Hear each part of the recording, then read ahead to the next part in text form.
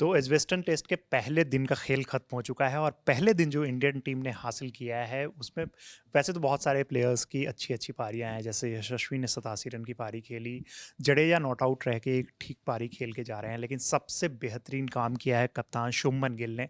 एक बार फिर से पिछली मैच की तरह ही जो पिछले मैच में उन्होंने पारी खेली थी उसी को कंटिन्यू लगभग किया है और इस मैच में भी सेंचुरी जड़ी है, back to back century, 2 test match 2 century, वो भी इंग्लैंड में। तो शुभमन गिल ने, हमारे साथी सुकांत हैं यार, ये सुकांत जिस तरीके की इनकी पारी रही है और बैक टू बैक इंग्लैंड में जो इनका औसत लगभग 10 या 12 के अराउंड था, 14 जब के से आसपास। हाँ सीरीज के लिए जब जा रहे थे क्रिटिसिज्म था कि ये कुछ कर नहीं पा रहे हैं, इनको आराम से कप्तानी अपने दे दी है, यानी कि पहले ही आप लुटिया डुबाने की सारी चीज़ें कर चुके हो।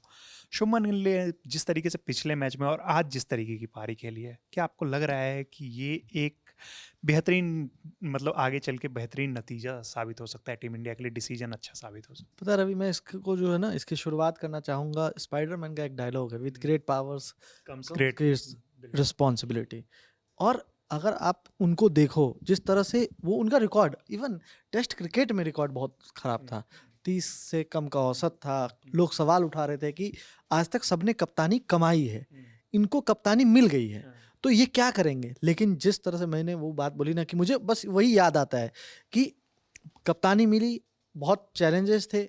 इवन आज तक इंग्लैंड में इन्होंने पहले 3-4 मैचेस खेले थे, लेकिन कोई सेंचुरी ही नहीं थी। सेंचुरी की अब छोटी छोटी पारियां आई थी, बहुत बिल्कुल छोटी पारियां बिल्कुल। थी। और मतलब औसत भी 14 का, हाँ, जो आप बता रहे हैं। हाँ, तो मतलब वो सब देख करके, और सब यही पूछ रहे थे कि अरे यार, शुभमन गिल को आपने कप्तान बना दिया, हाँ, उनका तो औसत 14 का है, बिल्कुल। तो वो क्या करेंगे जा करके। लेकिन पहली मतलब पहले मैच के पहली इनिंग में सेंचुरी, 147 रन बनाया, और अब 114 बना करके नॉट आउट। ना बात है, और अच्छी चीज़ क्या है ना सुकांत की, आप देखोगे तो 216 बॉल्स का उन्होंने सामना किया है, यानी कि इसमें कोई उन्होंने बहुत ज़्यादा, जिस तरीके की बैटिंग यशस्वी ने की, जिस तरीके से करुण नायर खेल रहे थे, फ्री फ्लोइंग क्रिकेट खेल रहे थे, बट जब विकेट गिर गए तो ये वहाँ पे शुभमन को लगा कि अब उस तरीके से आप अपने गेम को नहीं खेल सकते हो, जैसे इंग्लैंड वाले बेसबॉल को लेके करते हैं कि विकेट गिरते रहे लेकिन हम ऐसे, लेकिन यहाँ पे इन्होंने रिस्पॉन्सिबिलिटी दिखाई, एक छोर को संभाले रखा और बाद में इनका साथ दिया जडेजा ने। 99 रन की पार्टनरशिप हो चुकी है, खेल खत्म होने तक 99 रनों की दोनों के बीच में पार्टनरशिप हो चुकी है। जडेजा 41 रन बना के, और अच्छी पारी जडेजा खेल रहे हैं, कॉन्फिडेंट जडेजा एक दिख रहे हैं, जो एज ए बैटर हम लोग लगातार सवाल उठाते हैं उन पे कि एज ए बैटर जडेजा क्या करते हैं, तो आज अच्छी पारी खेले। लेकिन शुभमन गिल, मैं फिर से वहाँ पे आऊँगा कि जिस तरीके से वो खेल रहे हैं, जो मतलब मैच दर मैच एक नए रिकॉर्ड्स बना रहे हैं, नए रिकॉर्ड्स तोड़ रहे हैं, वो कितने मैच्योर नज़र आ रहे हैं। वही ये चीज़ की इस चीज़ की बात रवि शास्त्री ने भी की थी। आपको याद होगा कि रवि शास्त्री ने मैच के पहले एक बयान दिया था। उन्होंने कहा था कि मुझे शुभमन गिल में वो दिखता है कि वो बहुत महान कप्तान बनेंगे। आप इस सीरीज़ के रिज़ल्ट को बहुत ध्यान में मत रखिएगा, लेकिन आप ये देखिएगा कि इसके बाद जो शुभमन गिल ग्रो करेंगे, क्योंकि जिस तरह से वो टॉस पे आते हैं तो बात करते हैं, या फिर जो मैच के बाद जो वो जिस तरह से बात करते हैं, उनमें काफ़ी मैच्योरिटी आई है। और ये चीज़ आपको उनकी इनिंग्स में भी दिख रही है। जो आप बोल रहे हैं ना, 216 बॉल्स, वो मैच्योरिटी थी। वो उनको पता था कि कैसे मुझे बिल्ड करना है। पहले यशस्वी के साथ उन्होंने पारी को बिल्ड किया, फिर जब वो विकेट गिर गया, वो आउट हो गए, तो निराश रहे थोड़ी देर, लगा कि हाँ। और फिर टाइम लेकर के हर बार, क्योंकि ऋषभ पंत के साथ वो एक अच्छी पार्टनरशिप कर चुके थे, और उसके बाद जब नीतीश रेड्डी अचानक से ऋषभ पंत आउट हुए, और फिर तो एक हराकिरी सी मची थी। लेकिन जो शुभमन गिल एक छोर से पूरे संभाले हुए एकदम मैच्योर कैप्टनसी, ना कैप्टन्स इनिंग, वो वापस से वो कैप्टन्स इनिंग खेल रहे हैं, और अभी वो नॉट आउट हैं। तो मतलब ये है कि आज उनके दिमाग में ये होगा कि जो मैंने वहां पे गलती की थी कि 147 रन पे थोड़ी हड़बड़ी दिखाई थी, और उसको कंप्लीट करने के चक्कर में आउट हो गया, इसे मैं डबल सेंचुरी में कन्वर्ट करूँ। क्योंकि जो जरूरी होता है कि आप एक अगर 450 मार्क्स क्रॉस करते हैं, अगर ज़्यादा से ज़्यादा रन आप चाहोगे कि फर्स्ट इनिंग में दो, क्योंकि हमने पिछले मैच में भी देखा है कि क्या हुआ, हम हमारे तरफ से 5 सेंचुरी आई, लेकिन इसके बावजूद हम मैच हार गए। तो वो हम नहीं चाहेंगे। इस हिसाब से मुझे लगता है शुभमन गिल की ये इनिंग बहुत बैलेंस्ड और बहुत ही मैच्योर है पहले दिन। और एक और रिकॉर्ड रवि उन्होंने आज बना दिया है कि वो इंग्लैंड में पहले दिन सेंचुरी लगाने वाले, मतलब पहले दिन के पहले इनिंग में उन्होंने वो सेंचुरी लगातार दूसरी बार सेंचुरी लगाने वाले पहले इंडियन बैटर बन गए हैं। तो ये एक बहुत बड़ा रिकॉर्ड है, जो मुझे लगता है कि शुभमन गिल ने अपने नाम किया है।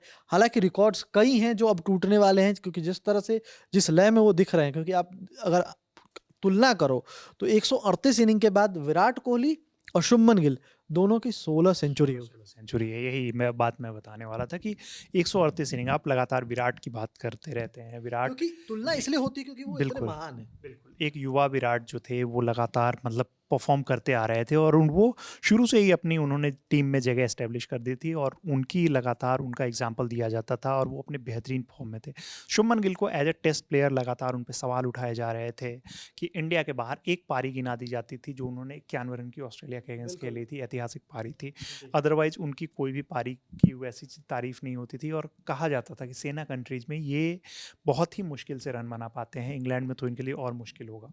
लेकिन जिस हालांकि एक चीज पता है रवि, मुझे जो एक चीज लगती है कि अगर आप टेक्निकली देखिए तो वो जो जिस तरह से ऑस्ट्रेलिया में भी दिख रहे थे, एक खराब बॉल पे वो आउट होते थे। सबसे बड़ी दिक्कत ये थी कि खराब बॉल पे वो आउट हो रहे थे, वो हड़बड़ी दिखती थी, जो अभी हम देख रहे हैं कि इंग्लैंड में वो हड़बड़ी नहीं दिख रही है। मतलब अगर 10 बॉल डॉट जा रही है तो वो 11वीं बॉल पे डॉट जाए तो कोई दिक्कत नहीं है। ये शुभमन गिल मैच्योरिटी दिख रही है उनकी बैटिंग में भी।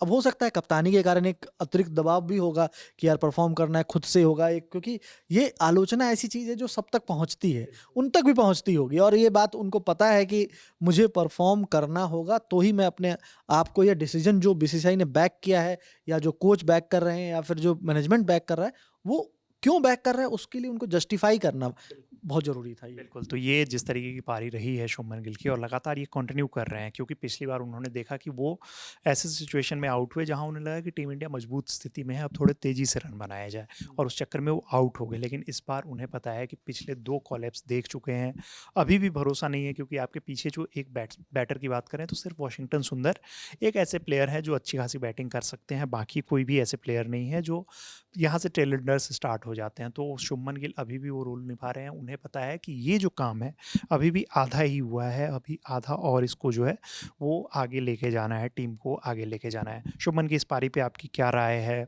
और पूरे मैच पे ओवरऑल क्या राय है, हमें कमेंट बॉक्स में ज़रूर बताइएगा। मेरा नाम है रविराज, मेरे साथी हैं सुकांत। देखते रहिए ललन टॉप स्पोर्ट्स। धन्यवाद।